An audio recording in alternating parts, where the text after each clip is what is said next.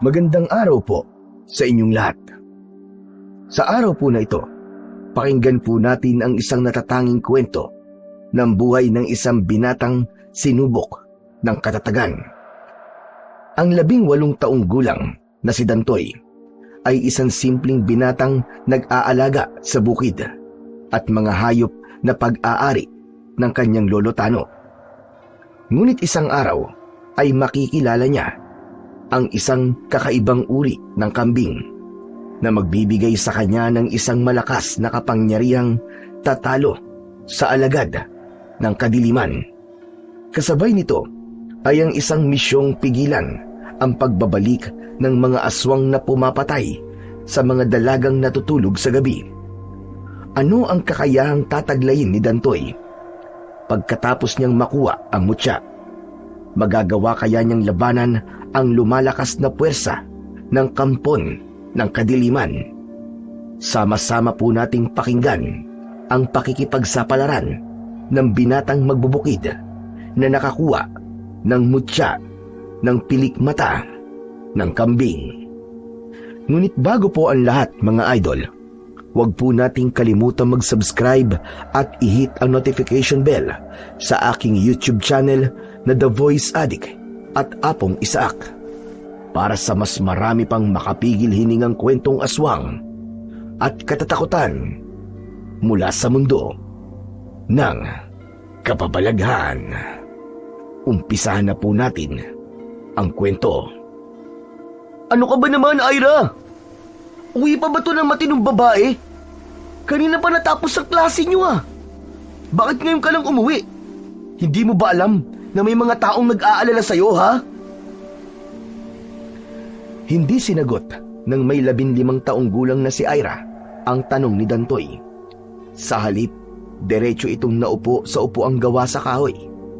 Nakatingin ito sa kanya na parang nagpapaawa na wag niya itong pagalitan. Aba, Ira naman.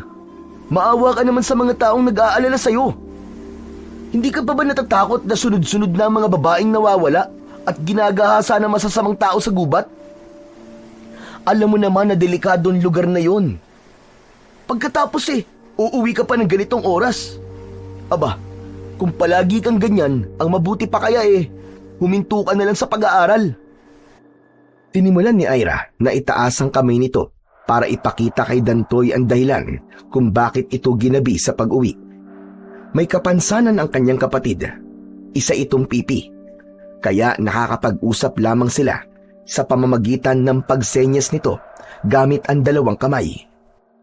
Mahal na mahal ng may 18 taong gulang na si Dantoy ang kapatid niyang si Ira. Dahil 2 na lamang silang natitira. Magmula nang mamatay ang kanilang mga magulang sa pakikipaglaban sa mga aswang. Bilang isang manunugis, kailangan ng mga ito na protektahan ang buhay ng mga anak. Kaya naman, mas pinili na lamang nilang mamuhay ng tahimik kasama si Lolo Tano. Malayo sa gulo at malayo sa bigsik ng mga tao sa paligid.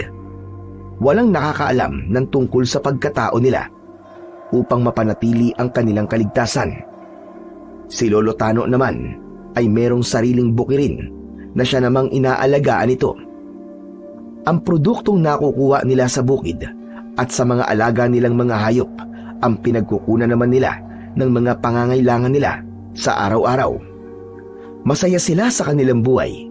Walang ibang inaalala kundi kung paanong aalagaan ang mga tanim nilang palay. Nang maipaliwanag ni Ira ang dahilan nito kung bakit ginabi ito sa pag-uwi, ay bigla namang nawala ang galit ni Dantoy sa kanyang kapatid. Sana hindi na ito mauulit, ha, Ira? Mabuti naman pala at inihatid ka ng mga kaibigan mo. Kaya sana, kapag may tatapusin kayong proyekto, sabihin mo sa akin, ha? Nang sa susunod susunduin kita sa eskwelahan nyo. Mahirap na Baka mamaya matsyempohan ka ng mga lalaking nananamantala sa kahinaan ng mga kababaihan.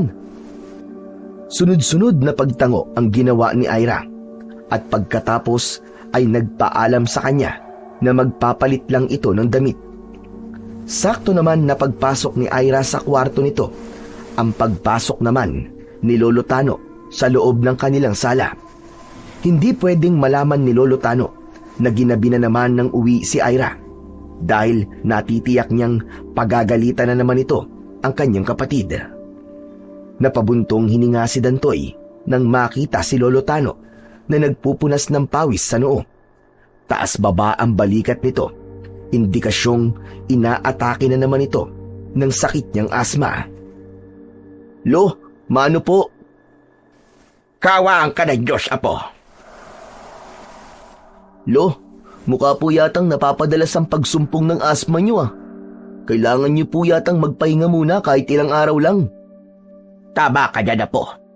Baka kailangan ko muna talaga magpahinga.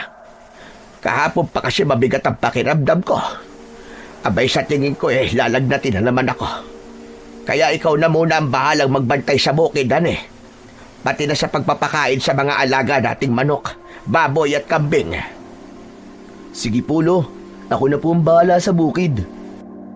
"Lo, maupo na muna po kayo at ikukuha ko po kayo na may iinom na salabat. Baka makatulong po yun sa pagpapaginhawa ng inyong paghinga." Maraming salamat, Dantoy. Teka, sandali lang. Nakauwi na ba ang kapatid mo si Ira? Opo. Nagpapahinga lang po sa kwarto niya. Sige po, ikukuha ko na po kayo ng salabat." Saglit na tumalikod si Dantoy sa matanda, papunta sa kanilang kusina. Iniwan niya si Lolo Tano habang nagtatanggal ng nakasukbit nitong itak sa bewang. Saka siya nagtungo sa lababo para maghugas ng baso. Kumuha siya ng salabat sa kalderong lutuan nila ng mga halamang gamot. Bago muling bumalik papunta sa sala, dala ang basong may laman ng salabat. Nadatnan niya na nakaupo si Lolo Tano at nakapagtanggal na rin ng salakot sa ulo. Halatang malalim ang iniisip dahil hindi nito namamalayang nakalapit na siya sa tabi ng matanda. "Lo, ito na po yung salabat nyo. Inumin niyo po muna habang mainit pa." Kinuha naman ni Lolo Tano ang iniabot niyang baso na may lamang salabat at pagkatapos ay agad nitong ininom. Inilapag ng matanda ang baso sa ibabaw ng lamesang nasa harapan nito. Saka muling tumingin kay Dantoy at nagsalita. Dantoy, apo. Makinig ka sa akin. Bantayan mong mabuti ang nag-iisa kong kambing na nakahiwalay ng kulungan sa ibang mga hayop. Sikapin mong hindi siya malilipasan ng pagkain. Basta't alagaan mo siya kahit na anong mangyari. "Bakit po, Lolo Tano? Sa una pa lang po iba na po ang pagtrato at pag-aalaga niyo sa kulay itim na kambing na yun. Bakit po, Lo? May sakit po ba siya?" Dahil kakaiba siya sa lahat ng kambing, apo. Kaya't nakikiusap ako kung ano ang pag-aalaga ko sa kanyang ginagawa. Sana ganon din ang pag-aalagang gagawin mo sa kambing na yon. Apo, umaasa akong hindi mo siya pababayaan at palagi mo siyang pakakainin ng dahon ng ipil-ipil. Sige po, Lolo. Hindi ko po siya pababayaan tulad po ng sinabi niyo. Aalagaan ko po ang kambing niyo, Lo. Pero Lo, nagtataka lamang po ako kung bakit kailangan ko pong gawin yun. Tulad ng sinabi ko sa'yo, espesyal ang kambing na yon, apo. Kakaiba siya sa lahat. Basta, gawin mo na lamang ang mga sinasabi ko sa'yo. Si Ira, Dantoy, gusto kong bantayan mo rin siya sa lahat ng oras. Palagi mo siyang titignan, kahit hanggang sa kanyang pagtulog. Ang gusto ko ay palagi mo siyang bibisitahin. Teka, Lolo Tano. Bakit para po yatang naghahabilin na kayo sa akin? Hindi pa naman po kayo mamamatay Kung nag-aalala po kayo sa karamdaman nyo, wag po. Mahaba pa po ang buhay nyo, Lolo. Wag po kayo magsasalita ng ganyan. Mangyaring nalulungkot po kasi ako sa mga sinasabi nyo ngayon Hindi ko po kasi kayo naiintindihan. Balang araw, apo, maiintindihan mo rin ang sinasabi ko. Basta't makinig ka sa mga ibinilin ko sa'yo. Nag-aalala ko. Natatakot akong mapahamak kayo pagdating ng oras na mangyari ng kinakatakutan ko. Ayoko nang mawalan ng mahal sa buhay. Hindi ko nakakayaning mabuhay pa ng mag-isa. Lolo, sandali lang. Ano po bang ibig niyong sabihin? Wala pong mapapahamak sa amin. Kaya alagaan niyo po ang sarili niyo, Lo. Kailangan pa namin kayo. Basta't ipinapangako ko pong aalagaan ko po ng mabuti ang mga alaga niyong hayop, pati na po ang bukid. Kaya huwag po kayo nag-iisip ng kung ano-ano, Lo. Masyado niyo po akong pinag-aalala eh. Ay, nako, ang apo ko.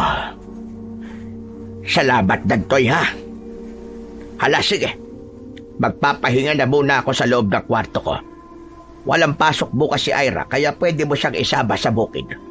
Turuan mong maglagay ng abono sa palay. Naku, wag na po, Lolo. Ang mahalaga po mag-aral na lamang siya na mabuti nang makatapos po siya sa kanyang pag-aaral. Saka, dito na lamang po si Ira sa bahay. Mas mapapanatag po ang loob ko kapag may nagbabantay sa inyo, para may kasama po kayo habang nasa bukid ako. Maglalagay lang naman po ako ng abono sa mga palay bukas eh. Madali lang po yun para sa akin. Saglit lang yun. Sige na po. Magpahinga na po kayo, Lo. O sige, apo. Ikaw na ang bahala. Pagkatapos magsalita ng matanda, ay tumayo ito at nagpunta sa nakabukas nitong kwarto. Nahulog naman sa malalim na pag-iisip si Dantoy. Nagtataka siya sa mga ikinikilos ni Lolo Tano. Pakiramdam niya ay merong gumugulo sa isip nito. Dati naman ay hindi nito nababanggit ang mga bagay na narinig niya kanina. Tila nararamdaman niyang may kinakatakutan si Lolo Tano. Kinabukasan, hindi lumabas ng silid ang matanda. Si Ira ang nadatnan niyang naghahanda ng almusal nila sa ibabaw ng lamesa. Nilagang hinog na saging na saba at kape ang nakita niyang nakahain. Pati ang konting sinangag na kanin at isdang tuyo ay tuluyang nagpakalam sa kanyang sikmura. Nakangiti si Ira sa kanya habang nakatingin. Isinenyas nito na nagpasalamat ang kanyang kapatid dahil hindi raw niya ito isinumbong kay Lolo Tano. Kaya wag mo nang uulitin yun, Ira, ha? Hindi sa lahat ng oras ay magsisinungaling ako kay Lolo Tano. Hindi ko kukonsinti ng ginagawa mo kapag mali ka. O sige na, maupo ka na rin at sabayan mo ako sa pagkain. Itinaas ni Ira ang kanang kamay nito bilang pagpapakita ng pangakong hindi na ito uulit sa ginawa. Napapangiti naman si Dantoy dahil sa kabutihang yun ni Ira. Bago naupo ang kanyang kapatid sa tabi niya habang kumakain, ay ibinili ni Dantoy kay Ira na huwag iiwan si Lolo Tano dahil may sakit ito at kailangan ng pahinga. Nang matapos sa pagkain si Dantoy, ay nagpaalam siya kay Ira na pupunta na siya sa bukid. Sa kanya tinahak ang daan papunta sa palayan.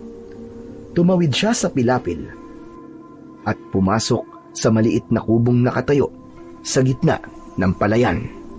Nandun ang mga alaga nilang hayop, maging ang nakahiwalay na kulungan ng iniingatang kambing ni Lolo Tano. Kumuha si Dantoy ng dahon ng ipil-ipil malapit sa kanilang bakuran, saka iniabot sa nakatayong kambing. Nakatitig itong mabuti sa kanya na parabang nagtataka dahil siya na ang nagpapakain dito. Pasensya ka na, ha? May sakit kasi si Lolo Tano ngayon eh. Hindi kanya maaalagaan.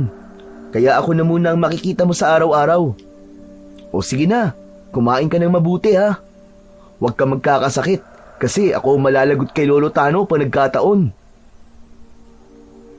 Humuni ng malakas ang kulay itim na kambing bago ito nagsimulang kumain ng dahon ng ipil-ipil. Nang masiguro ni Dantoy na kumakain ang kambing, pansamantala niya itong iniwan at umalis sa tapat ng kulungan nito para magtimpla naman ng abonong ilalagay niya sa puno ng mga palay. Nang matapos, ay sinimulan na niya ang paghahasik ng abono. Tumagal ng 4 na oras ang pagbabantay ni Dantoy sa bukid bago nagpasyang umuwi muna para kumain ng tanghalian. Ngunit pagdating niya sa bahay ng matanda ay nagulat siya sa 5 lalaking nakaupo sa labas ng kanilang balkonahe. Kausap ng isang lalaki ang kapatid niyang si Ira. Sa tingin niya ay edad 50 ang lalaki at mahilig magbiro dahil nagpapatawa ito sa kanyang kapatid. Ganon din ang iba nitong mga kasama na parang may kinakain na hinog na saging na saba. Naabutan pa niyang binigyan ni Ira ng maiinom na tubig ang lalaking kausap nito. Kaya mas lalo niyang nilakihan ng akbang para makarating kagad sa kinaroroonan ni Ira. Habang hindi inaalis ang paningin sa lalaking nakatalikod sa kanya. Paglapit niya sa mga ito, ay humarap naman sa kanya ang lalaki habang malapad ang pagkakangiti nito sa labi na parabang matagal na silang magkakilala. Ira? Sino sila? Ipinakita ni Ira ang senyas nito sa kamay na ang ibig sabihin ay naligaw raw ang mga lalaki sa kanilang baryo. Nagtatanong ito ng direksyon papunta sa abandonadong bahay ng mga malaluan. Nagutom daw ang mga ito kaya't ibinigay raw ng dalaga ang natira nilang almusal kanina. Bakit niyo po tinatanong kung nasan po ang bahay ng mga malaluan? Matagal na pong walang nakatira doon. Bago kami nagpunta rito, kausap na namin si Kapitan Nolasco. Sinabi niyang kayo raw ang nakakaalam sa bahay ng mga malaluan. Pansamantala lang naman ang pagtuloy namin sa bahay na yon dahil naliligaw kami sa baryo nyo. Saka doon kami tinuro ni Kapitan. Kaya kung pwede sana, magpapasama kami sa'yo. May sakit daw kasi si Lolo Tano Masasamahan ko naman po kayo papunta ron. Kaya lang po medyo malayo po ang bahay na yun. Nasa gitna pa po ng kakawyan. Baka mahirapan lamang po kayo. Ayos lang sa amin yon. Ang mahalaga may pansamantala kaming bahay na matutuluyan. Hihintayin pa namin ang iba pa naming mga kasama. Hindi kasi namin napansin na unti-unti na pala kaming napapalayo dahil sa kakahabol sa mga baboy ramo na hinuhuli namin. Kaya po pala may mga dala kayong mga pana at palaso. Pero maigpit po kasing ipinagbabawal sa baryo namin ang panguhuli sa mga hayop na nakatira sa gubat. Pasensya na kung ganun. Pero ang hinuhuli namin ay ang mga nakawalang baboy ramo na pumatay sa batang taga roon sa baryo namin. Bale, lumalabas na pagkakawang gawa lang itong ginagawa namin kesa makapambiktima ng mga bata dito sa baryo nyo. Ngayon mo na ba kami sasamahan papunta sa bahay ng malaluan? Opo. Nang makabalik din po ako agad. May binabantayan po kasi ako mga alagang hayop at bukid Nako, pasensya ka na. Nakaabala patuloy kami sa inyo. Pasensya na rin kay Ira. Pati pagkain nyo kinain namin. Huwag na po kayo mag-alala. Sa bagay po na yon, wala pong problema doon. Ayos lang po sa akin. O paano po, tara na. Sabihan na po ninyo yung mga kasama nyo. O sige, para hindi kami gabihin sa paglalakad. Hindi pa nga pala ako nakakapagpakilala sa inyo magkapatid. Tawagin nyo na lamang akong Mang Rolly. Kapag nakauwi na kami, ay hahanapin namin kayo para makapagpasalamat sa kabaitan ninyong magkapatid. Lalong-lalo na sa maganda mong kapatid na si Ira. Nako, hindi na po kailangan. Ang mahalaga po ay ligtas kayong makauwi sa baryo nyo. Bukal po sa loob namin ang pagtulong sa inyo. O paano? Handa na po ba kayo? Kailangan na po nating umalis. O Ira, ikaw na munang bahala rito ha. Huwag mong iiwan si Lolo Tano. Painimin mo na siya kagad ng gamot ha. Isang matamis na ngiti ang itinigon ni Ira sa sinabing yun ni Dantoy. Bago tuluyang umalis, isang masayang sulyap naman para kay Ira ang ginawa ni Mang Rolly. Hindi maipaliwanag ni Dantoy ang kabang nararamdaman niya sa uri ng tingin ni Mang Rolly sa kanyang kapatid. Ganon din ang tingin ng mga kasama nito. Hindi na lamang niya pinansin dahil maaaring nagkakamali lang siya sa kanyang nararamdaman. O baka naman dahil lang yon sa mga ibinilin sa kanya ni Lolo Tano. Nawala ang kanyang pag-aalala dahil alam naman niyang kasama ni Ira si Lolo Tano. Nagpaalam siya sa kapatid na sasama muna sa pangkat ni Mang Rolly bago siya sumabay sa paglalakad ng 5 lalaking naligaw sa kanilang baryo. Habang tinatahak nila ang daan papunta sa abandonadong bahay ng mga malaluan, ay panay pa rin ang pangangaso ng mga ito sa mga nakikitang baboy ramo sa gubat. Hindi naman niya masaway ang mga ito sa ginagawa dahil wala naman siyang katungkulan sa barangay. Baka lumikha lamang yun ng gulo kung sakaling pipigilan niya ang mga ito. Sumenya si Mang Rolly sa mga kasama nito na itigil na ang pangangaso ng mga tauhan. Naramdaman siguro na hindi gusto ni Dantoy ang ginagawa ng mga lalaki sa mga hayop na madadaanan nila. Kaya muli silang naglakad papunta sa abandonadong bahay. Pagkalipas ng ilang oras, ay narating na nila ang bahay ng mga malaluan.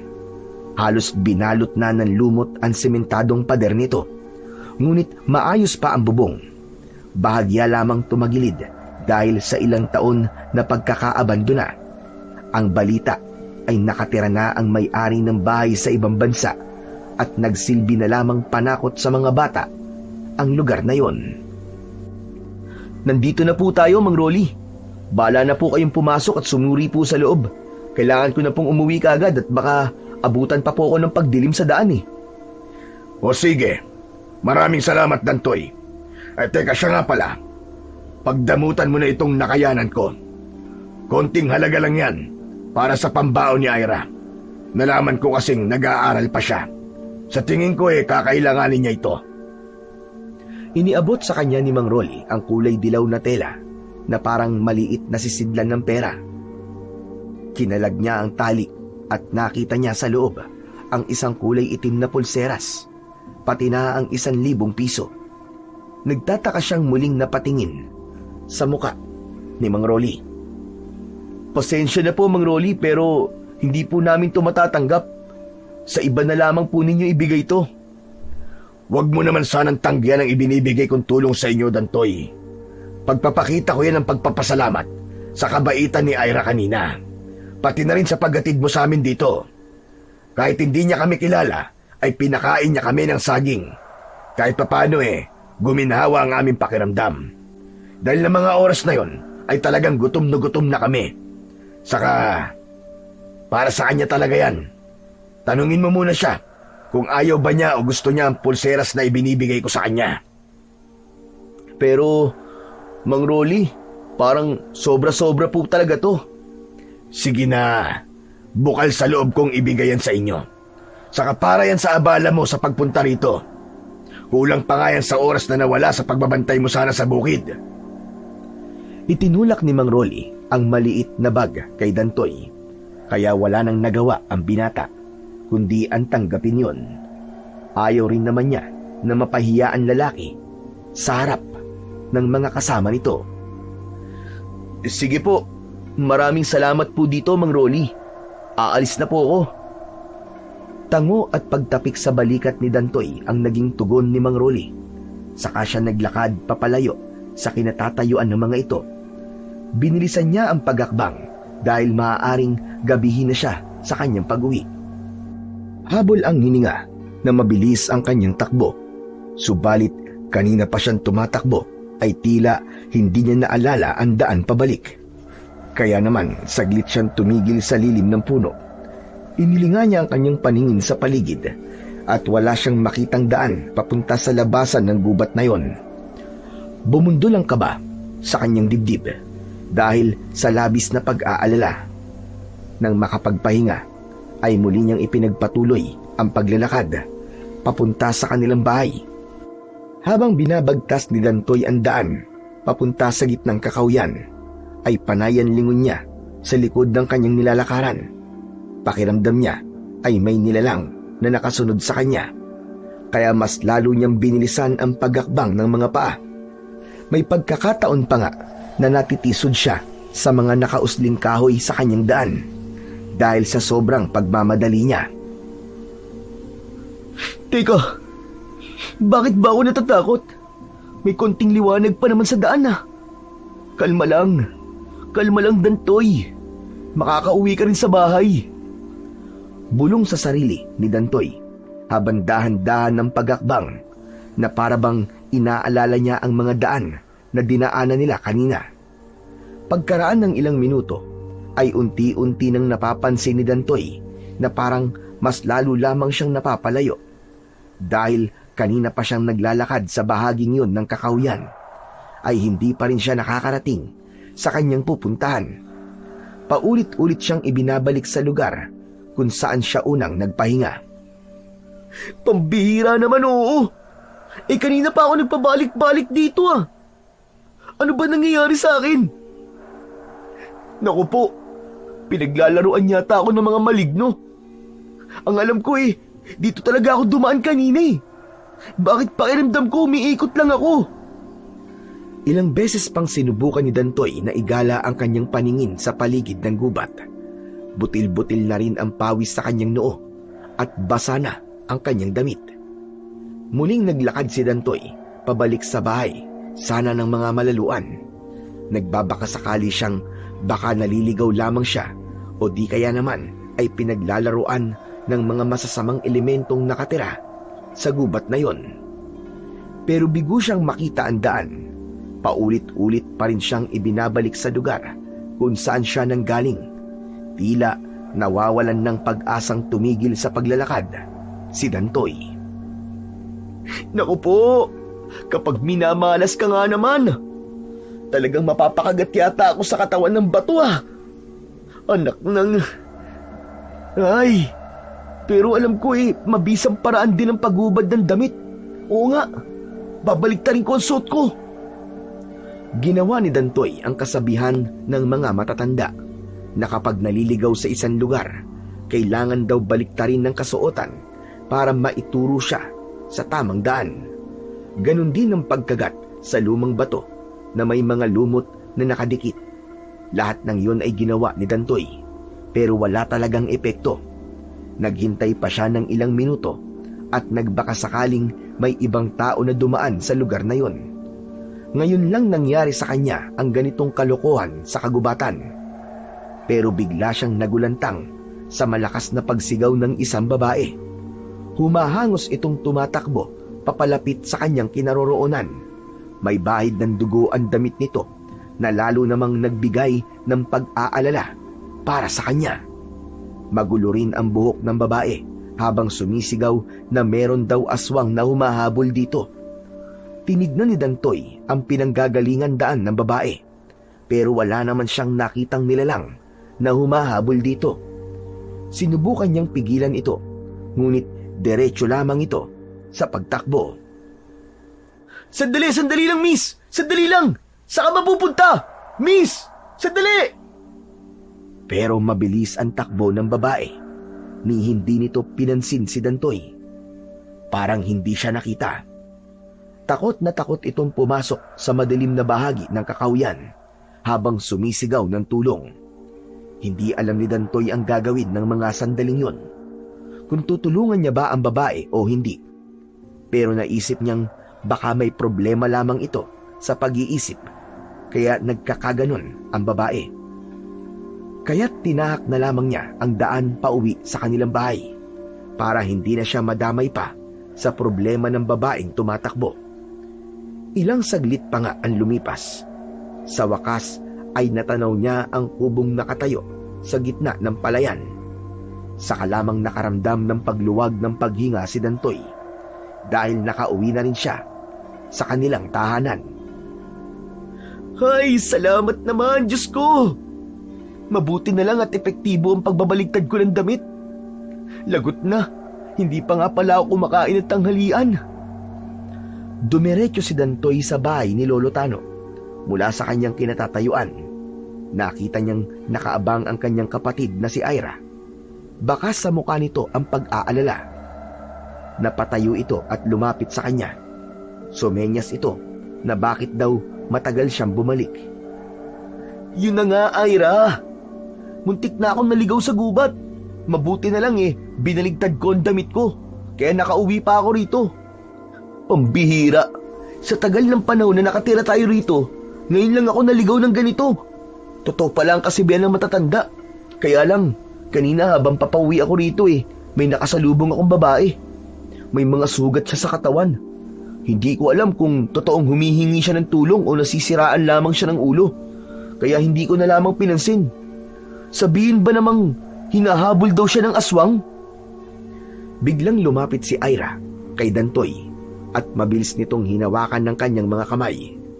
Tumitig siya sa mukha nito at nakita niyang tila natakot ito sa mga sinabi niya.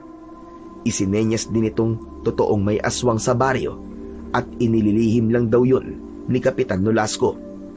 Ang totoo pa nga raw, ang mga nawawalang dalaga sa kanilang lugar ay kagagawan ng mga aswang. Ano ka ba naman? Tigilan mo nga ako, Ira, sa mga aswang-aswang mong yan. Pareho na kayo ni Lolo palagi niyang sinasabing aswang ang pumatay sa mga magulang natin. Alam ko naman na niloloko lamang niya tayo. Kaya kung pwede, huwag mo nang isali ang aswang sa usapan natin. Nakasimangot na muling nagpaliwanag si Ira kay Dantoy. Sinabi ng kanyang kapatid sa pamamagitan ng senyas ay alam nitong may aswang at pinagtatakluban lamang yon ni Kapitan para hindi magdulot ng malaking kaguluhan sa baryo. At ang nangyari raw sa kanilang mga magulang ay totoong aswang ang may kagagawan. Ano ba? Pwede ba, Ira? Naku, pwede bang ilihim ni Kapitan yun? Sa dami ng mga tsismosa at tsismoso sa lugar natin, imposibleng may tagong lihim sa kanila. Kaya kalokohan yan.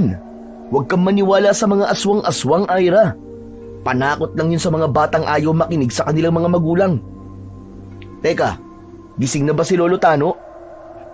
Umiling si Ira at sinabi nitong hindi pa kumakain ang matanda kanina pang tanghalian.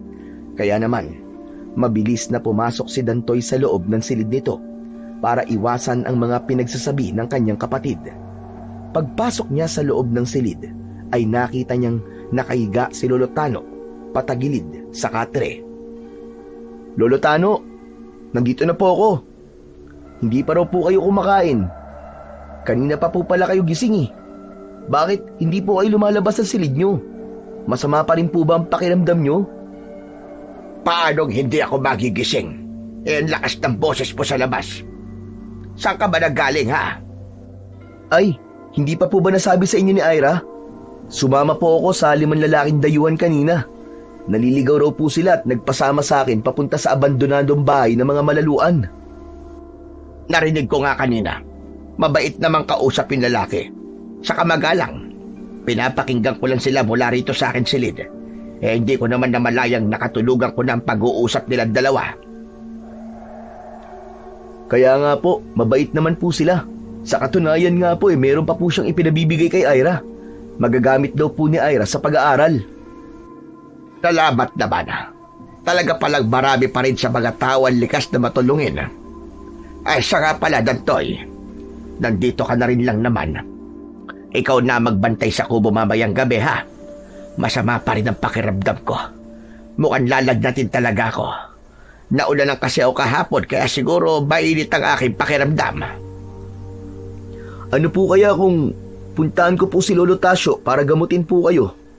Ay nako, wag na, apo. Konting pahinga lang to. Bukas ay mawawala rin to. O sige na, maghanda ka na ng pagkain natin at sasabayan na kitang kumain. Magpapalit lang ako ng damit nang hindi ako matuyuan ng pawis sa likod. Teka. Bakit ba baliktad ang suot mo damit? Ano ba nangyari sa'yo? Iyon na nga po, Lo. Muntik na po akong maligaw kanina sa gubat pag uwi ko dito. Kaya ginawa ko lang po ang sinasabi niyo dati sa akin na kapag pinaglalaroan po ako ng mga elementong nakatira sa kagubatan, baligtarin ko lang po ang damit ko. Parang nagdahilan nga po Nakauwi kaagad ako. Subalit ang pagliligaw sa'yo sa gubat ay isang uri ng babala. Isang palatandaan ng pagsisimula ng lagim. Pambihira. Lolo naman pati ba kayo? Si Ira kanina sinabi niyang may aswang daw sa baryo natin at inililihim daw ni Kapitan. Ngayon naman sinasabi niyong may lagim. Tigilan niyo na nga po ang pagkikwento tungkol sa mga aswang, lalo na po sa totoong dahilan ng pagkamatay ng mga magulang namin. Hindi po totoo ang mga aswang, Lolo. Bakit? Hindi ka ba naniniwala sa mga aswang? Hindi mo pa rin ba naiisip na ang pumatay sa mga magulang mo ay mga aswang? Na totoo ang sinasabi ko? Saglit na natigilan si Dantoy Ang bahagi na yon ng kanilang nakaraan ay hindi niya naiisip na totoo pala. Akala niya, sinasabi lang ng matanda na manunugis ng aswang ang kanilang mga magulang upang hindi na sila magtanong tungkol sa mga ito. Akala niya ay tinatakot lamang siya ni Lolo Tano. Hanggang sa magbinata siya, naisip niyang hindi totoo ang mga aswang. Totoo ang mga aswang, Apo. Ngunit dahil sa pagiging manunugis ng mga magulang nyo, ay iniwasan kong pag-usapan ang tungkol sa kanila. Kaya inakala mong hindi totoo mga nilalang na nagtatago sa kadiliman. Hindi sila panakot lamang, kundi totoong nilalang na dapat mong katakutan. May nangyari noon, pagkatapos ko mapatay ang pinuno ng aswang. Natakot akong baka kayo ang kanilang paghigantihan, kagaya ng ginawa nila sa mga magulang nyo. Hindi ko po akalain na totoong pinatay ng aswang ang mga magulang ko. Ngayon na lamang po nagiging malinaw sa akin ang lahat. Hindi po kaya totoo ang sinasabi ng babaeng nakasalubong ko sa gubat kanina? Pero hindi ko po siya tinulungan, Lo. Dahil ang buong akala ko po talaga ay gawa-gawa niyo lang po mga kwento niyo tungkol sa mga aswang. Pero sana naman, maniwala ka na ngayon na po. Totoo ang sinasabi ni Ira. Matagal yan ang sinasabi sa akin ang tungkol sa mga aswang. Kaya ang paglilihim ni Kapitan ay naiintindihan ko dahil iniiwasan lamang niya magkagulo mga tao. Bilang hakbang para sa pagpapanatili ng kaligtasan ng kanyang mga nasasakupan, ay nagpatupad siya ng karpyo sa gabi upang maiwasan ang mga babaeng pinapatay ng mga aswang.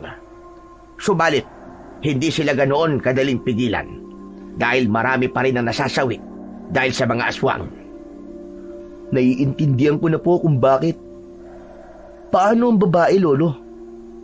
Sana naman, wala pong nangyaring masama sa kanya. Wala na tayong magagawa sa kanya, Apo. Kanina ka pang nandito. Siguro ipagdasal na lamang natin na walang mangyaring masama sa babaeng nakasalubong mo. Subalit, malakas ang kutob ko na wala na siya at mapapabilang na siya sa bilang ng mga dalagang namatay sa baryong ito. Hindi makapagsalita si Dantoy. Parang pinipiga ang kanyang dibdib dahil sa narinig mula kay Lolo Tano. Hindi na nila pinag-usapan ang tungkol sa mga aswang. Kumain silang walang imikan ni Lolo Tano. Pareho silang may malalim na iniisip.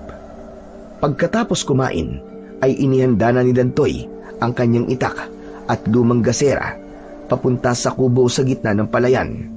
Habang ang maliit na bag na ibinigay sa kanya ni Mang Rolly ay itinago na lamang niya sa kanyang lumang aparador.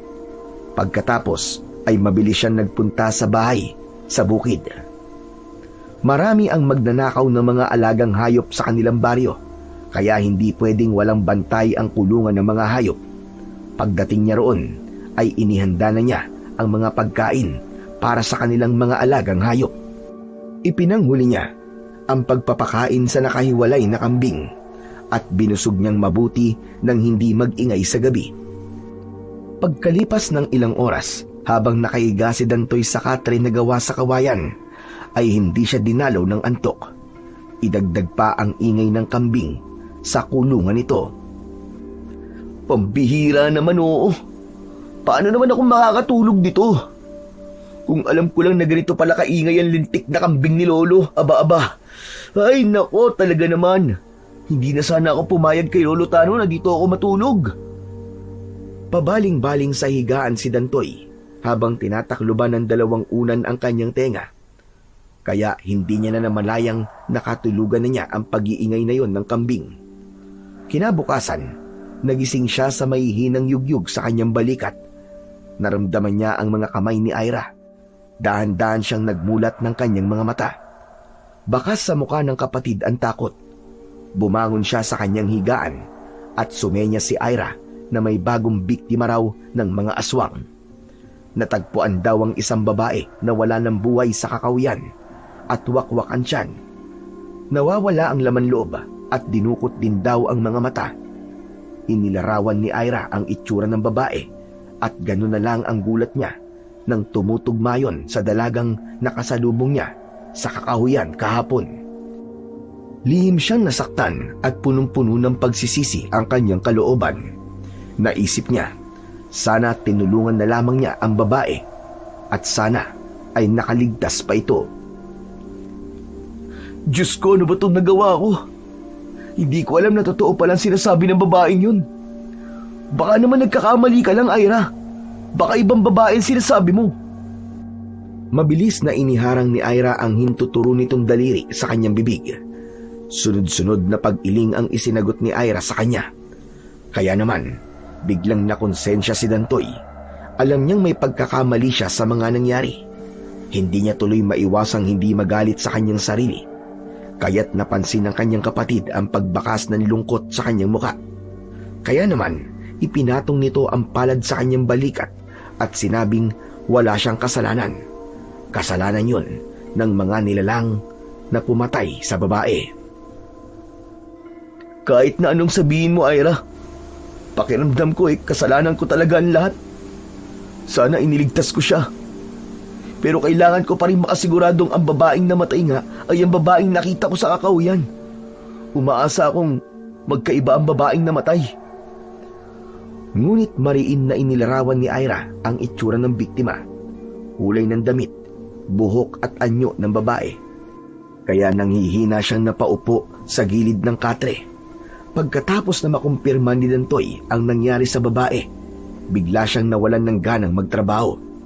Hindi muna siya umuwi sa kanilang bahay ni Lolo Tano at nanatili siya sa kubo na malapit sa kulungan ng kanilang mga alagang hayop. Buong araw din niyang nilibang ang kanyang sarili upang kahit papano ay makalimutan niya ang nangyari sa babae. Subalit sa ilang araw na pamamalagi niya sa kubo, isa lang ang napansin niyang kakaiba sa kambing na pinababantayan sa kanya ni Lolo Tano. Bawat pag-iingay ng kulay itim na kambing ay merong namamatay na babae sa kanilang baryo.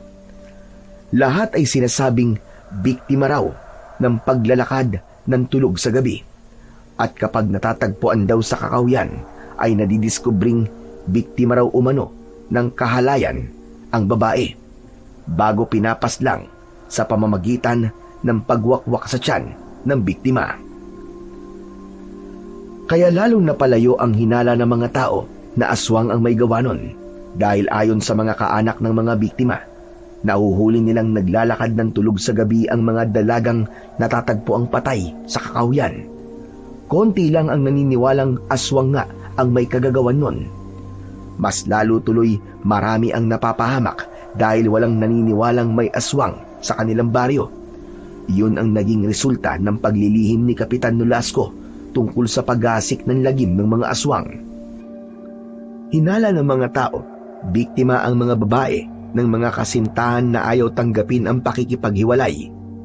Maraming espekulasyong nabuo, ngunit si Dantoy, malakas ang kutob niyang totoo ang sinasabi ni Ira. Meron ng mga aswang ang nambibiktima sa kanilang lugar at yun ang pilit na binabaliwala ng mga tao. Isang gabi ay muling napabalikwas ng bangon si Dantoy nang marinig na naman niya ang malakas na paghuni ng kambing sa likod ng kanilang bahay. Anak ng, ayan na naman! Bakit kaya ang ingay na naman ng kambing ni Lolo Tano? Ang alam ko naman binisog ko muna siya bago ako natulog. Ay nako, nakakainis talaga, oo. Ang sarap batukan ng kambing na to. Kung kailan masarap ang tulog ko sa kanang iistorbo. Palagi na lang akong puyat. Iinat-inat na tumayo si Dantoy sa kanyang higaan. Sa kusina siya dumaan, diretso sa kulungan ng kambing. Nakita niyang tila nagwawala ito at gustong lumabas sa kulungan. Ngunit nang lapitan niya ito, ay bigla rin naman tumigil at kagaya ng dati.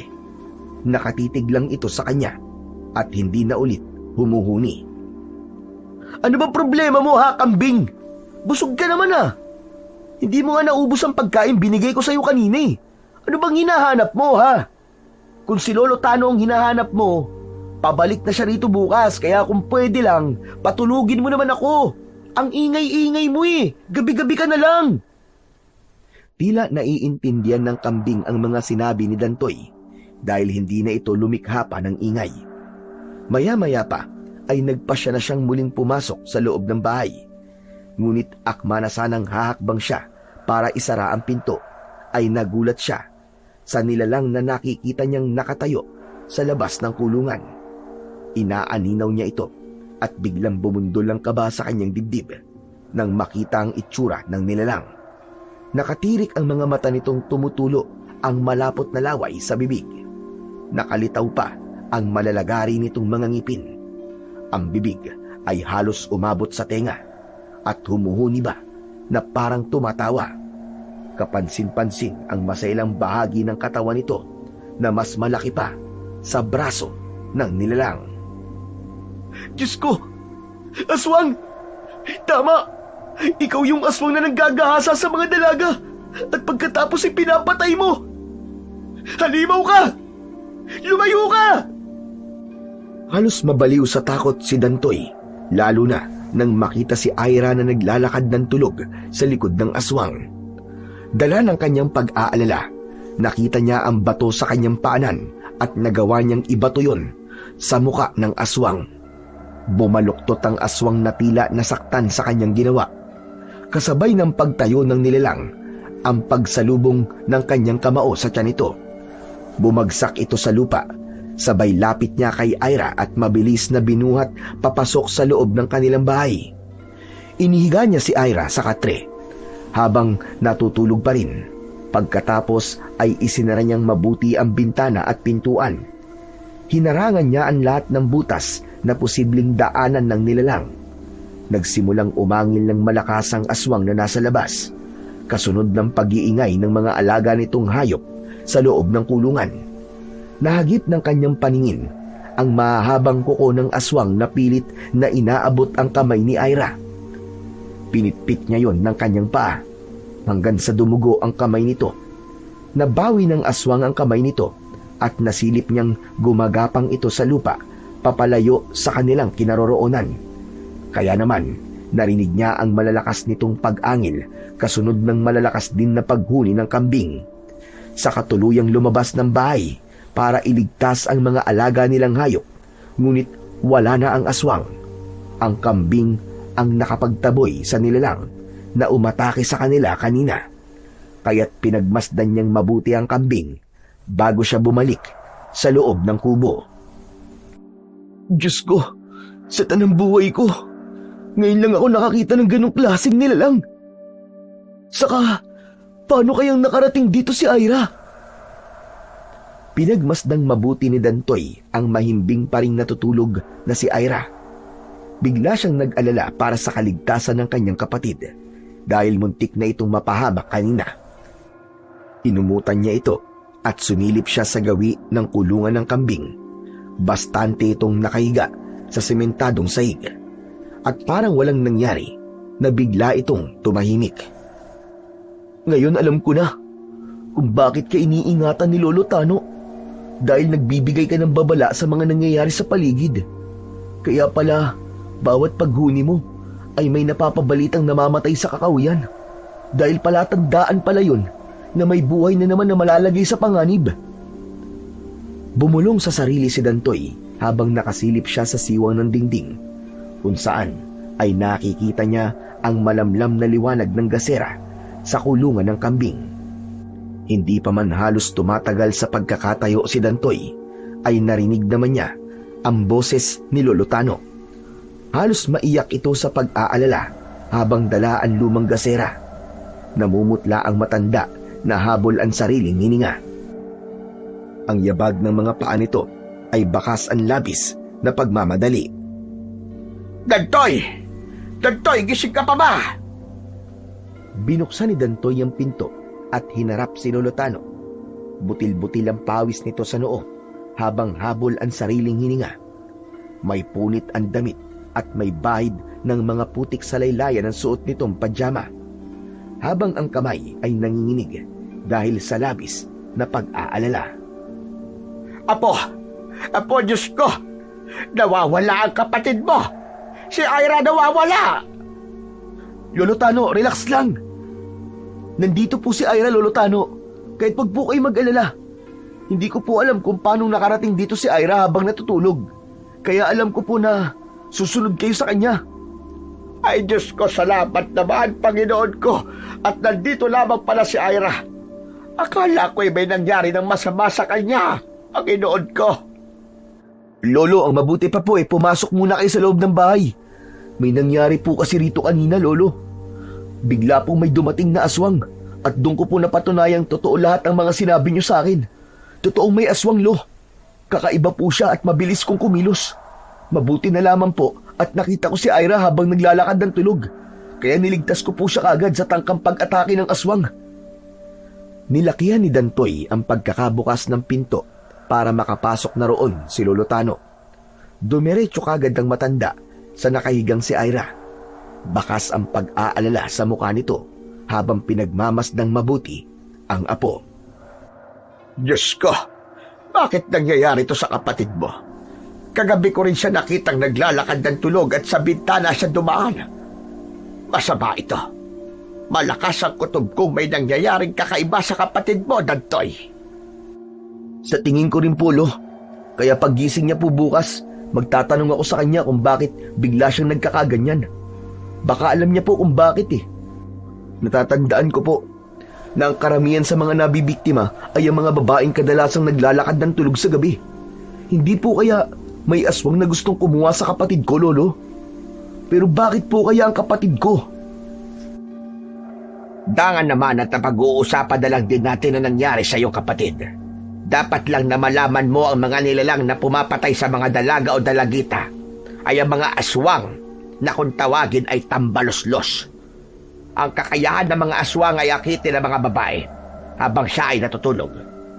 Dinadala sila sa kakahuyan o kahit saan na malapit sa kanilang kinaroroonan. Ginagahasa muna, sa kanila papatayin gamit ang matutulis nilang kuko at pangil. Kadalasan ng mga naglalakad ng tunog ay tila inaakit ng kakaibang tinig na maaaring humihila sa kanila para bumangon. Sa ganung paraan, ang pagkain na mismo ang lumalapit sa kanila. Hindi ko hahayaang mangyari yun sa kapatid ko, Lolo. Ano po ba ang katangian at kakayahan ng aswang na tambaluslos? Mahilig ito magbiro at magdulot ng kalituhan sa mga naglalakbay sa kagubatan. Isa sa mga kwento ay tumatawa ito ng malakas hanggang sa matakpan ng bibig nila ang kanilang mga mata. Kaya nagiging bulag sila pansamantala. Binibigyan naman ito ng pagkakataon ng mga tao na makatakas. Sa ilang bersyon, ang tambaluslos ay may napakalaking bibig na sumasagisag sa pagiging sakim o mapagsamantala. Ginagamit ito upang akitin o iligaw ang mga tao at kadalasan ang huni nila ay nagmimistulang musika sa pandinig ng babaeng gusto nilang akitin. Kung ganun po, nang maligaw po ako sa gubat noong nakaraang araw, ang ibig sabihin po nun pinaglalaroan po ako ng aswang na tambaluslos. Tama ka po. Pero hindi nila pinakikialaman ng lalaki. Sa halip, ginagawa lamang nila itong laruan. Ngunit sa oras na sundan kanila at makitang may babae kang kapatid, sa kanila pag-iisipang patayin. Kagaya na sinabi ko, sakim ang aswang na tambaluslos at natatakot ako para sa kaligtasan ng kapatid mo. 2 gabi na siyang nagkakaganyan. Ang ibig sabihin, bumalik na ang mga aswang para maghanap ng babaeng magpaparami sa kanilang lahi. At si Ira ang napili nila. Patunay ang ilang araw na hindi pa siya inaatake ng mga aswang. Teka, Lolo Tano, sinasabi niyo po bang kapag balak ng aswang na patayin ng biktima, 1 gabi lang ang itatagal? Kapag nagugustuhan nila ang babae, hindi nila ito pinakikialaman. Pero makakaranas po ng mga palatandaan na ito ay inaakit ng mga aswang na tambaluslos, ganun po ba? Tama ka ulit, Dantoy. Kaya paulit-ulit kong ibinibilin sa'yo na bantayan mong mabuti ang kapatid mo. Wala siyang maaalala sa mga nangyari ngayon. Kaya wag mo na lang siyang tanungin. Naaalala ko rin po ang kambing na madalas niyong banggitin sa akin, Lo, na nagbibigay po ng babala sa bawat gabing may bagong nabibiktima ang aswang. Kagaya nga ng mga nasabi ko, kakaiba siya sa lahat ng mga kambing. Ano na po ang gagawin natin ngayon, Lolo Tano? Paano po natin maililigtas si Ira? Ang mabuti pa, Dito na muna tayong 3 sa kubo tumira. Meron akong lihim na silid sa kubong ito. Sa oras na makatulog si Ira, kakailanganin natin siyang igapos sa kanyang higaan para hindi siya makakaalis sa kanyang silid. Bubuhusan natin ng langis ang bawat gilid ng pintuan at bintana upang hindi niya marinig ang mapang-akit na tinig ng aswang na tambaluslos na yon. Simula pa lang ito, Apo, dahil gagawin ng pinuno ng aswang na makuha ang babaeng pagtataniman niya ng kanyang punla para sa panibagong lahi na sisibol sa baryong to. Kailangang mapigilan sila sa masama nilang binabalak. Ngunit, paano nga po natin sila mapipigilan, Lo? Natatakot po kung baka tuluyan nilang makuha ang kapatid ko. Hindi ko hahayaang mangyari yun, Apo. Ngunit sa ngayon, kailangan muna nating maghintay ng takdang oras. Kapag nakahanda na ang lahat, may ipagkakaloob ako sa iyo. Ngunit sa ngayon, kailangan na muna nating maghintay sa paglitaw ng mahiwagang kapangyarihan na tatalo sa mga aswang na tambaluslos. Hindi na dinalaw ng antok si Dantoy, habang si Lolo Tano naman ay nakahiga malapit sa katre na kinahihigaan ni Ira. Halos hindi siya makahinga sa pag-aalalang nararamdaman niya para sa kanyang kapatid. Kaya kinabukasan ay maagang nagpakain ng alagang hayop si Dantoy.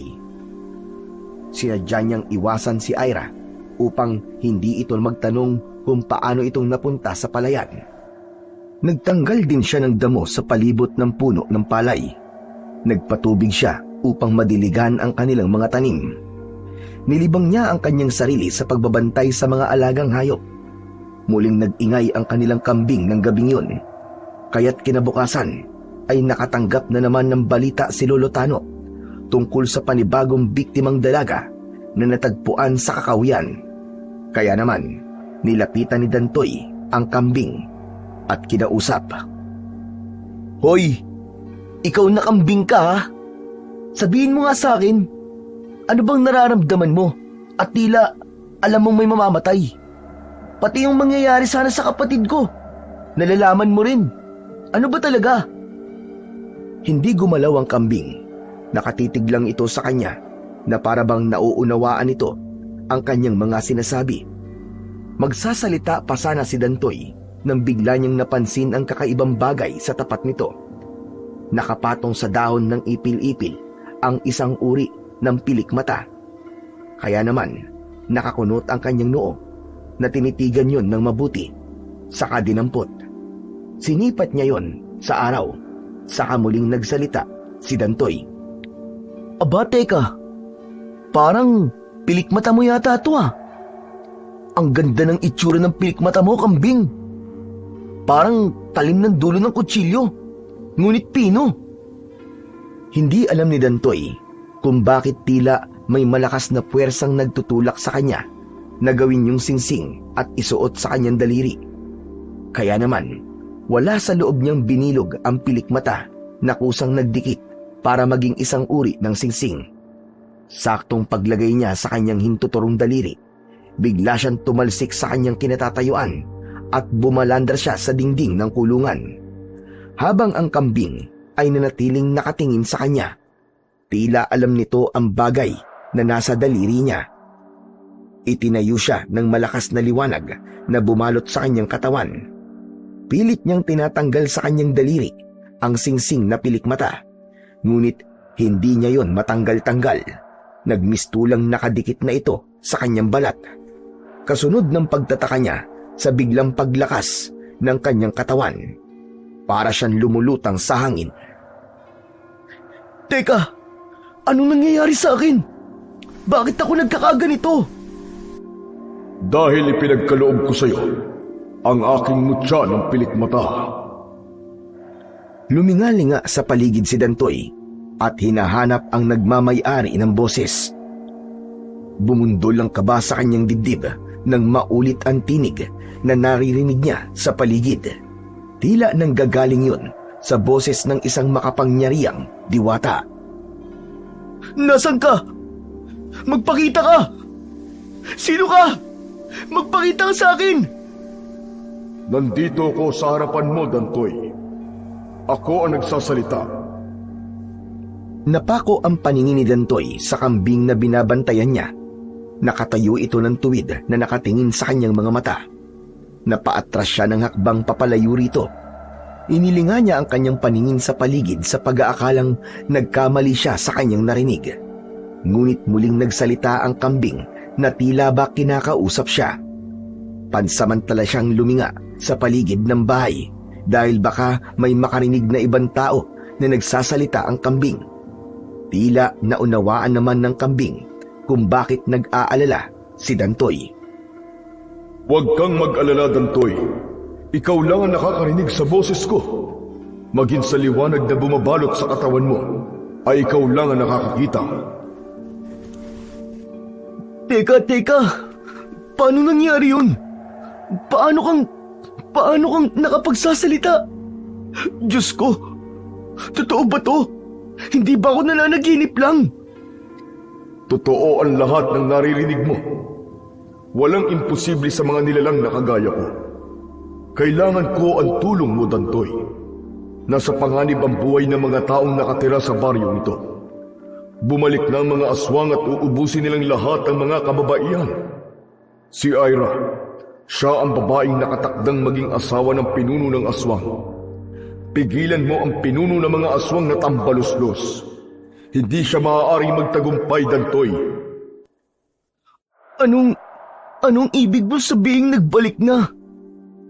Nagbalik na ang pinuno ng mga aswang na tambaluslos para tuluyang sakupin ang buong sanlibutan. Sa pamamagitan ng pagpaparami ng kanyang lahi, magagawa nilang puksain ng mga tao rito at ang mutya ng pilikmata ng kambing ang nag-iisang sandata na magagamit mo laban sa mga aswang. Tutulungan kita at gagabayan, kaya huwag kang mag-alala. Palagi akong nasa likod mo. Kung ganun isa kang gabay ng mutya ng pilikmata, paano naman akong ipagtatanggol ng singsing na to? Sige nga, sabihin mo nga sa akin. Magtataglay ka ng lakas, bilis at husay sa paggamit ng kahit na anong armas na gagamitin mo. At ako magbibigay sa iyo ng hudyat sa tuwing papatay ulit ang mga aswang sa kakahuyan. Kailangan mo lang mahanap ang bagay na ginamit ng aswang para makuha ang kapatid mo. Kailangan mong sunugin ang bagay na yon sa pamamagitan ng palad mo.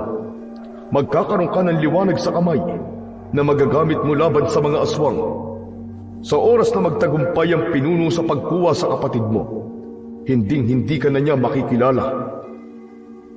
Tila may tinik na humarang sa lalamunan ni Dantoy nang marinig ang sinabi ng kambing.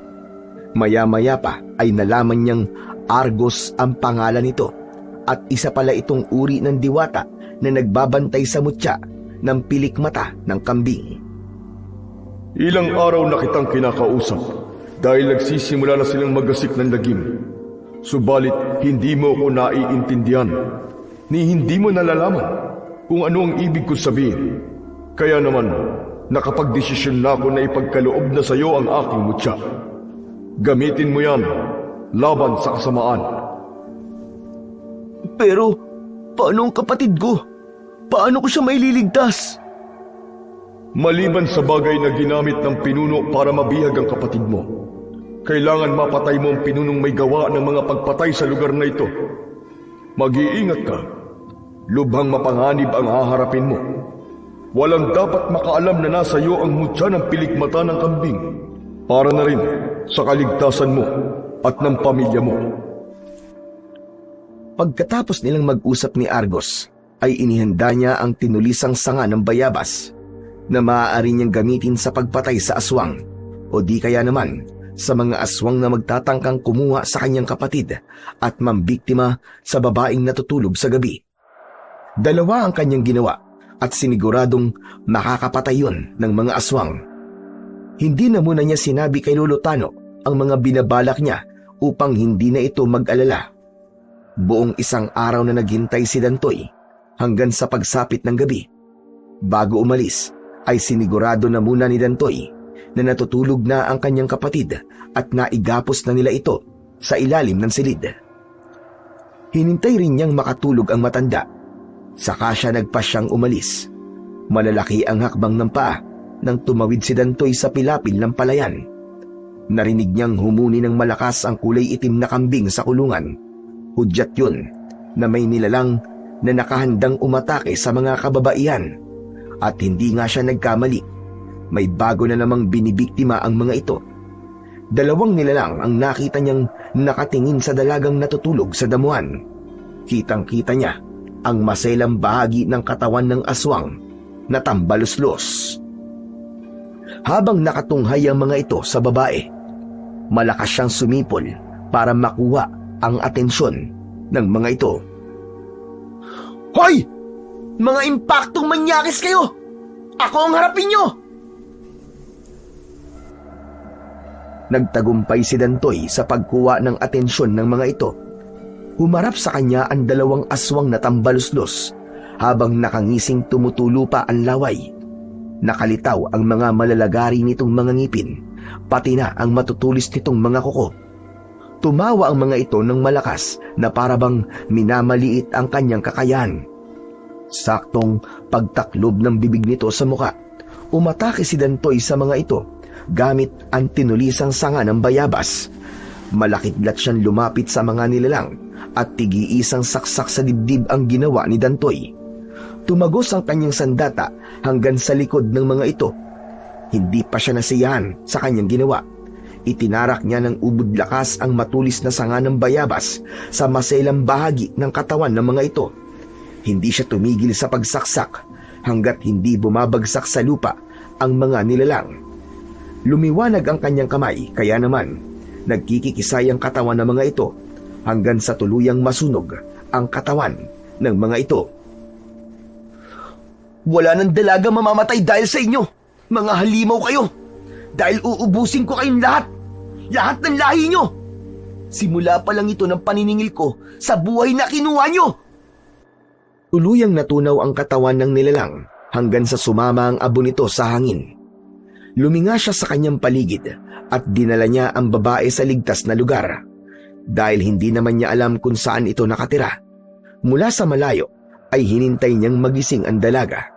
Sinigurado niyang ligtas ito.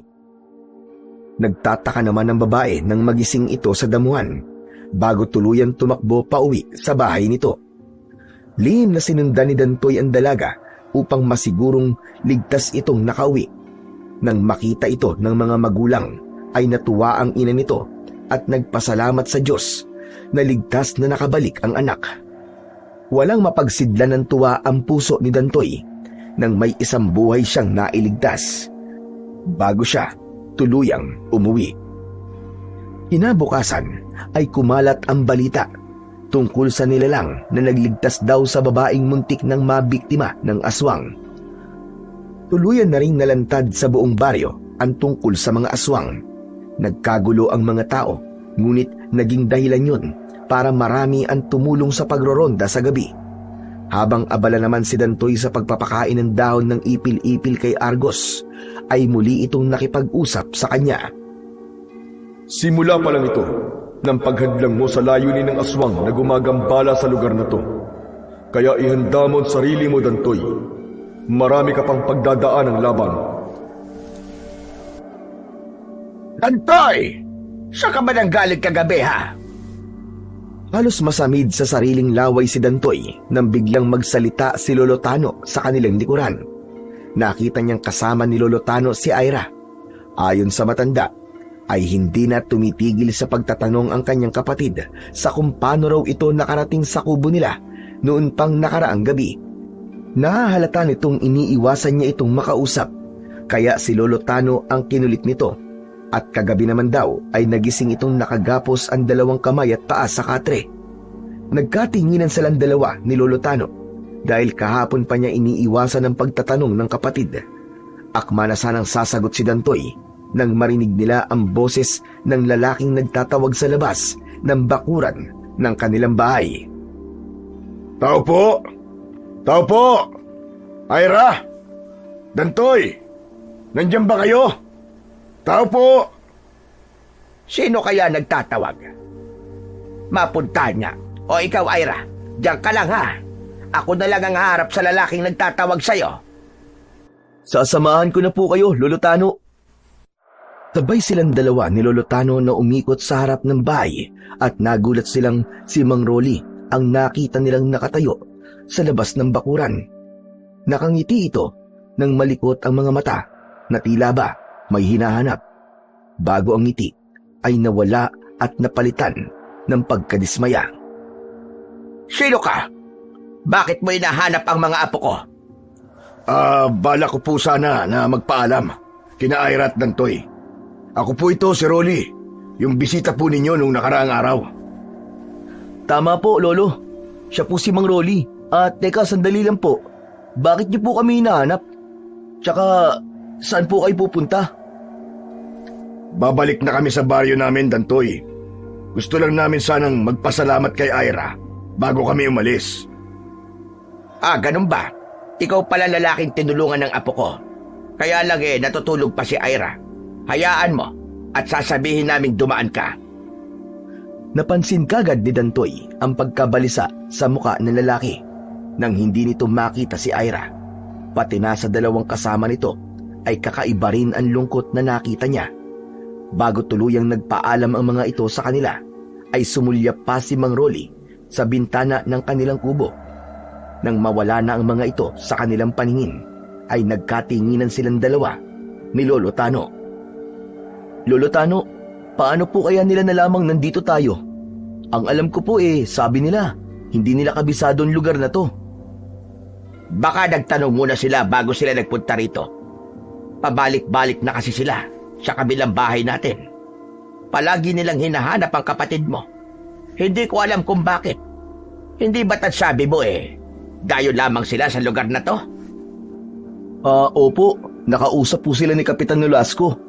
Nangangasuro po sila nang maligaw po sila sa lugar natin at pansamantalang tumuloy sa abandonadong bahay ng mga malaluan. Bakit niyo po naitanong, Lolo? Bantayan mo mabuti ang kapatid mo, Dantoy. Wala akong tiwala sa mga lalaking yon.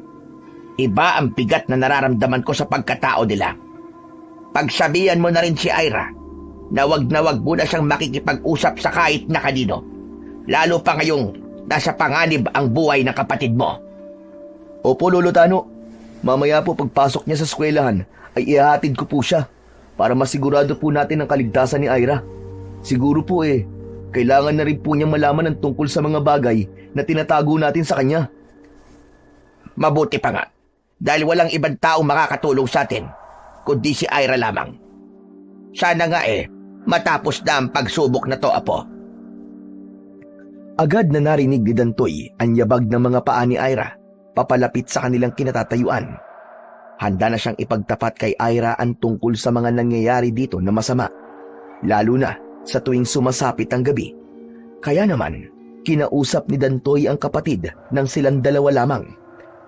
Katabi nila si Argos upang ito na rin ang magsabi kung may kakaibang nangyayari sa kanyang kapatid. Sa una ay hindi ito makapaniwala sa mga narinig, ngunit hindi nagtagal ay bumukas sa mukha nito ang matinding pag-aalala at takot. Kaya yumakap ito sa kanya ng mahigpit, kasunod ng pagsusuri naman nila sa katawan ni Ira kung may kakaiba ba silang bagay na makikita sa kapatid na posibleng ginamit ng aswang para mabiyag ito ng kapangyarihan ng aswang na tambaluslos. Wala akong nararamdamang kakaiba sa kapatid mo, Dantoy.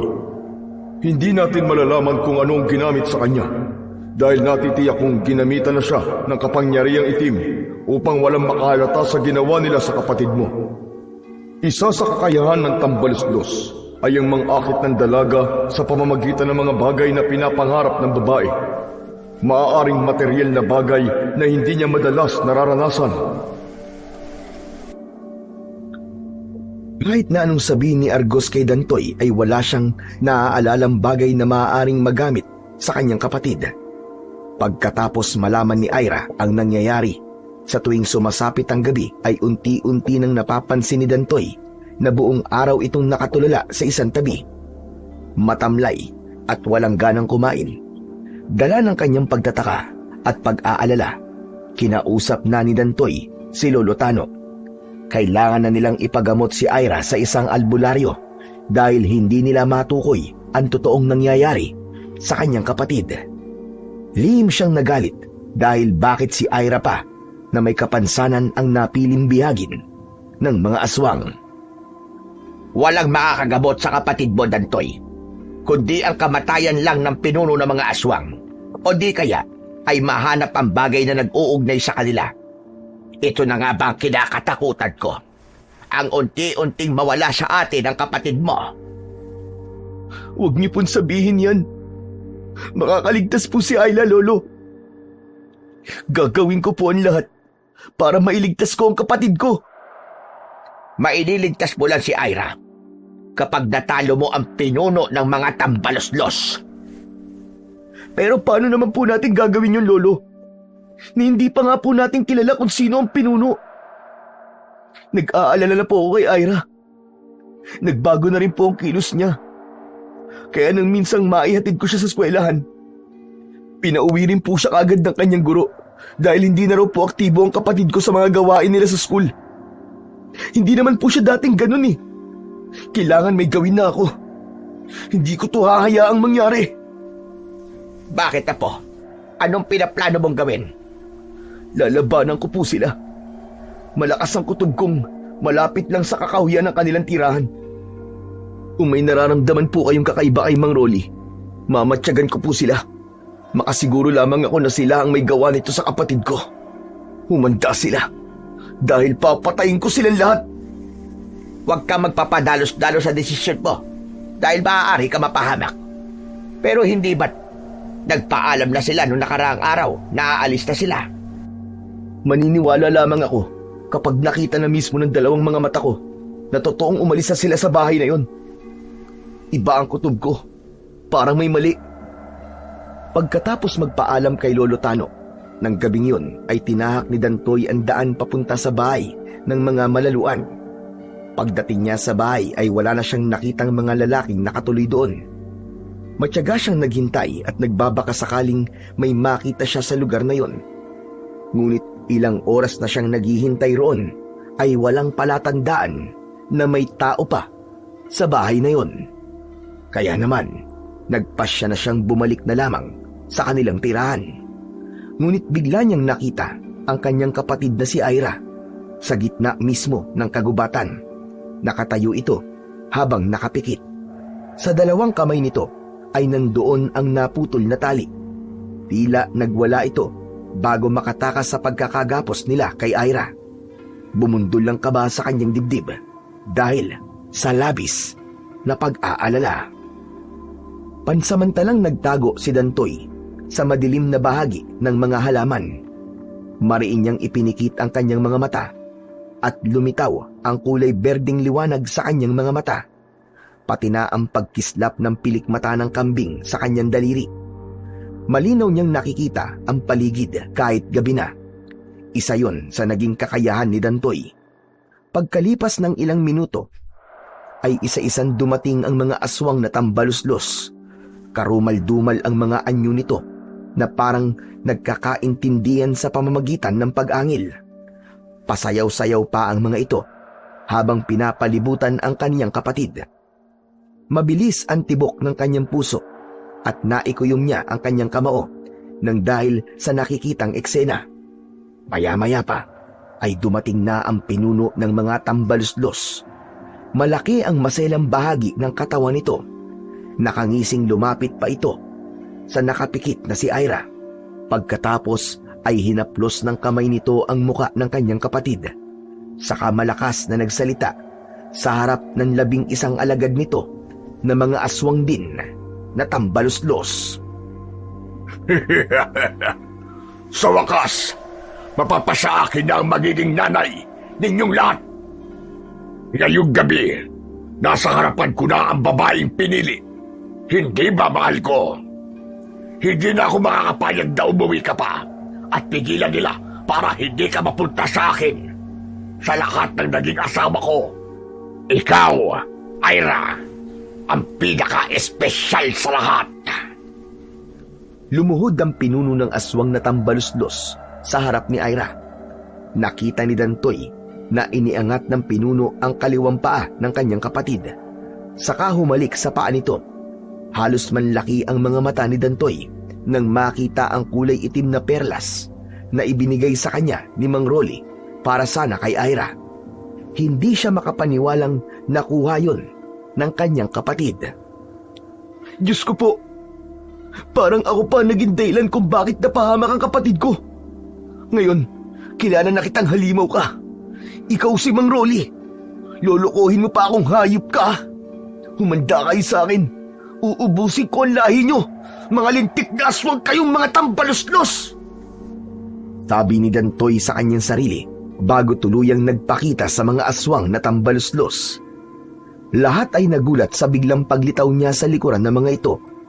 Hindi nakagalaw ang mga nilalang habang nandidilat ang mga mata dahil sa nakikitang liwanag na nakabalot sa katawan ni Dantoy.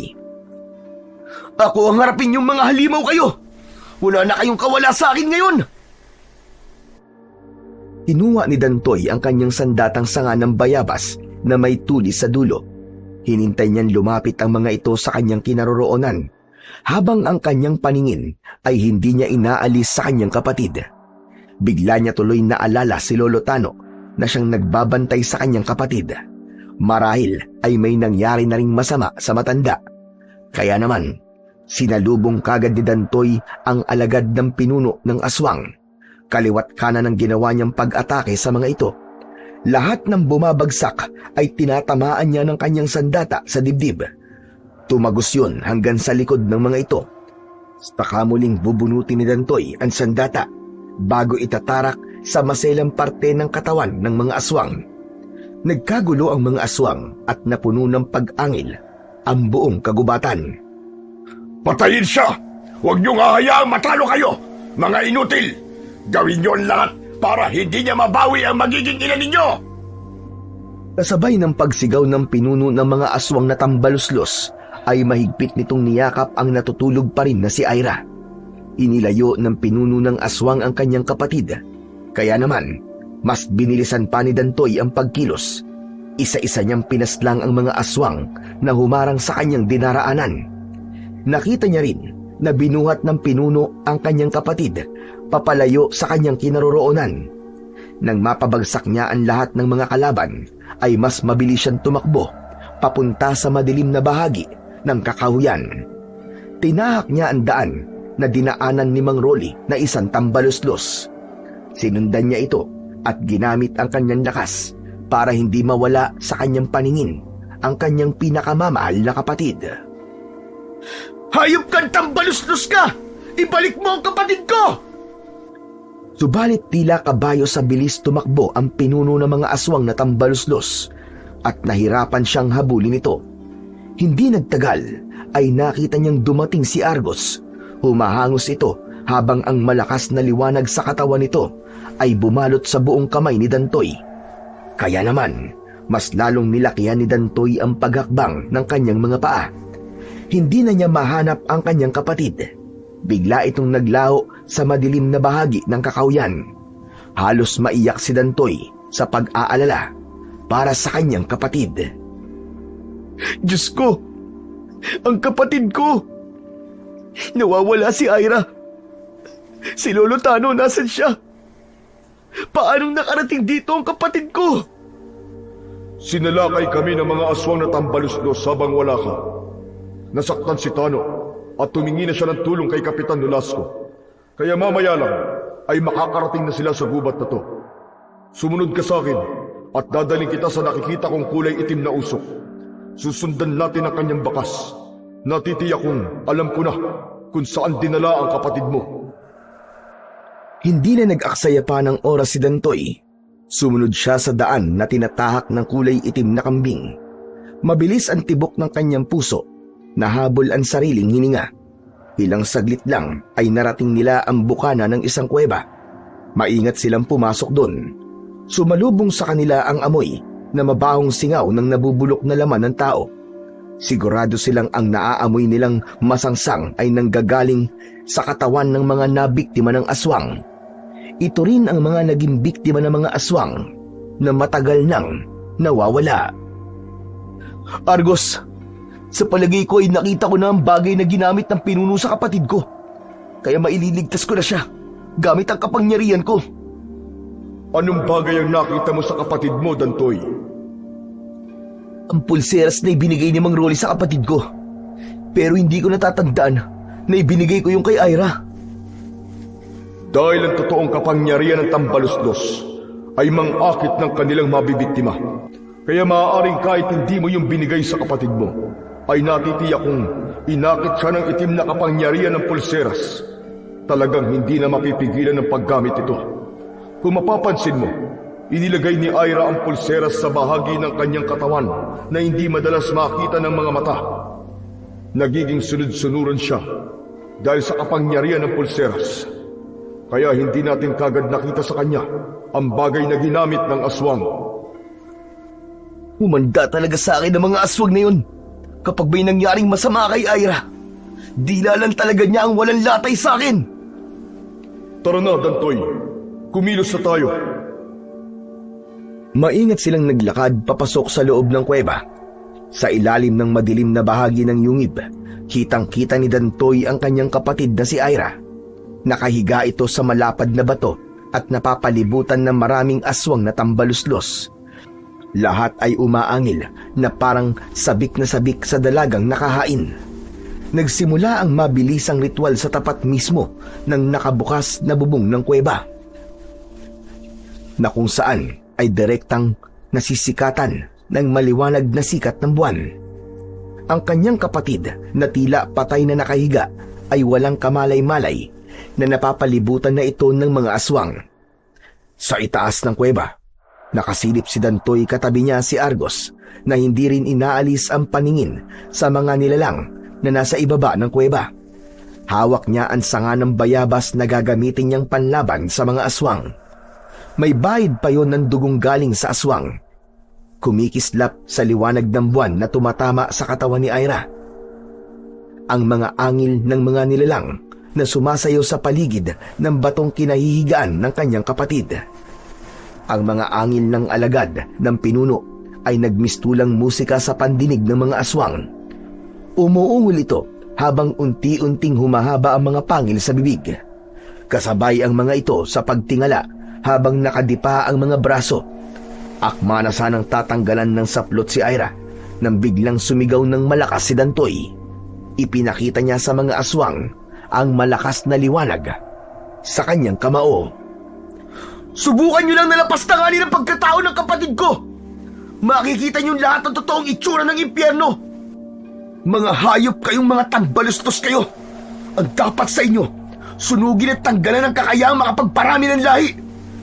Kung sa bagay, ito na ang huling gabi na sasayaw kayo sa ilalim ng sikat ng buwan.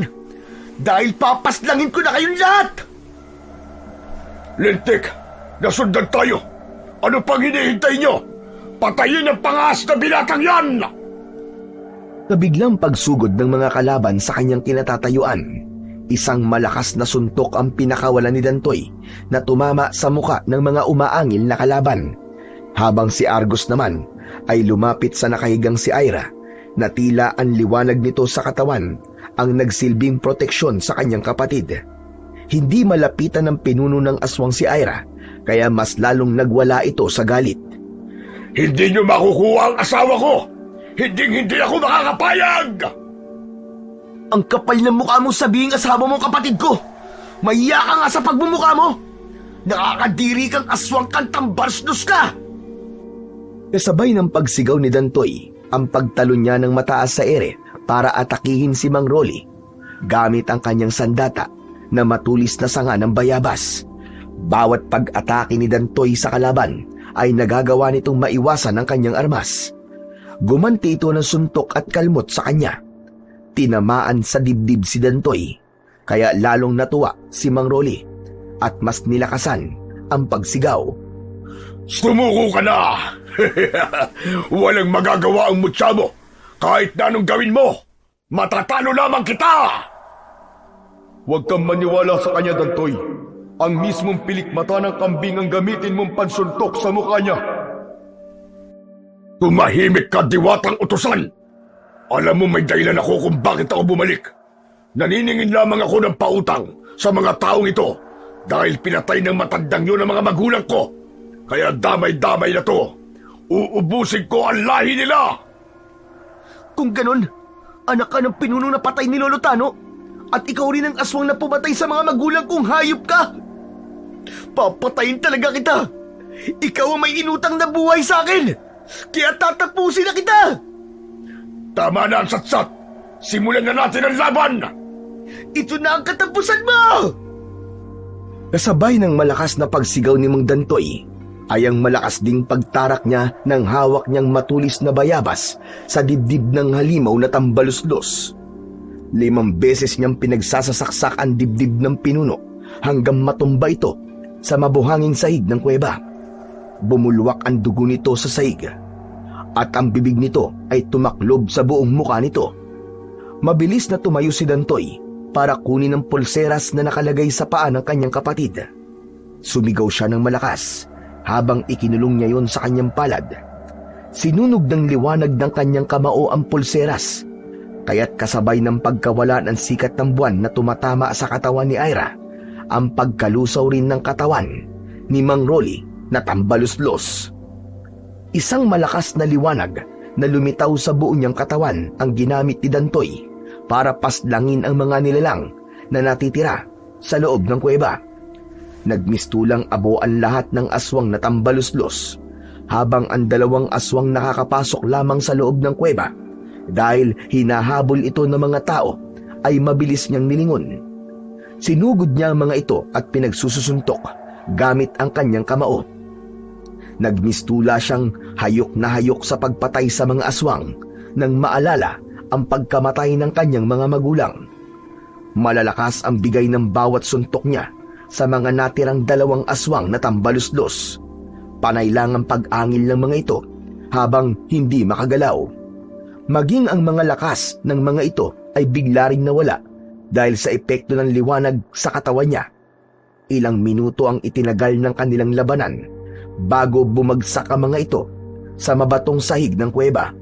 Habang bumubula ang mga bibig, nagkikikisay na nakatirik ang mga mata nito at ang mga pangil nila ay tila nakapagtatakang biglang mga naputol hanggang sa tuluyan ng bawian ng buhay. Nagmistulang mga sunog na kahoy at kasing itim ng uling ang katawan ng mga ito. Parang natuyuan ng dugo ang aswang na tambaluslos, kasunod ng boses ng mga taong humahabol sa 2 aswang na napatay niya. Dumating ang mga tanod kasama sina Kapitan Nolasco at Lolo Tano. Dantoy Apo! Salamat sa Diyos at ligtas kayo! Nasaan si Ira? Nang umalingaw-ngaw ang boses ni Lolo Tano sa loob ng kuweba, ay nagising naman si Ira. Takang-taka ito sa nagisnang lugar. Kaya naman, mabilis itong lumapit kay Lolo Tano at yumakap ng maigpit. Ikinuwento nitong na naginip siyang may matikas at gwapong lalaki ang nagdala rito sa ibang lugar. Nasagana raw sa magagandang tanawin. Bigla raw dumilim ang paligid at nakita ang nakakatakot na nilalang na may malaking bibig. Hindi yun panaginip, Ira, kundi isang totoong pangyayari na muntik na maging dahilan para tuluyan ka ng makuha sa amin. Pagkatapos ipaliwanag ni Dantoy at Lolo Tano kay Kapitan Nolasco ang mga natuklasan, nakita nilang ang mga kalansay na nasa gilid ng batong pinagdadausan ng ritual ay ang mga buto ng mga dalagang na ibalitang matagal nang nawawala. Napatunayan yon at kinilala ng mga kaanak sa pamamagitan ng mga gamit na natagpuan sa katawan ng mga ito, katulad ng singsing, hikaw at kwintas. Lahat ay may pulseras na kulay itim sa paa, katulad ng ibinigay ni Mang Rolly kay Dantoy para sa kapatid niyang si Ira. Ginagawang kuta ang kanilang baryo sa kabila ng katotohanang sa Karatig baryo nakatira ang mga aswang na tambaluslos. Pagkalipas ng 2 araw, ay nakausap ni Dantoy ang gabay ng mutya ng pilikmata ng kambing. Pinapakain niya ito ng daon ng ipil-ipil at katabi si Lolo Tano. Hindi ito makapaniwalang napunta sa kamay niya ang mutya. Talagang marunong ang tadhana, Apo. Wala akong kaalam-alam na naibigay na pala sa'yo ni Argos ang mutya na dapat sana ay ipapamana ko pa lamang sa'yo. Kaya po ba sinabi niyong bantayan ko mabuti si Argos? Dahil kakaiba po siya sa lahat? Ako mismo ang pumili sa iyo, Dantoy.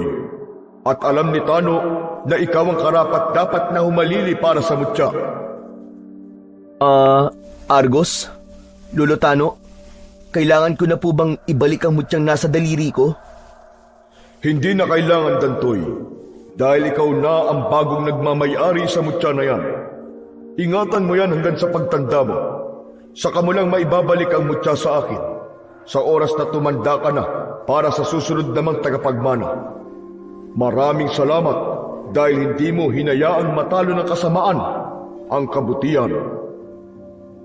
Oh, hala, sige. Tama na yan, Dantoy.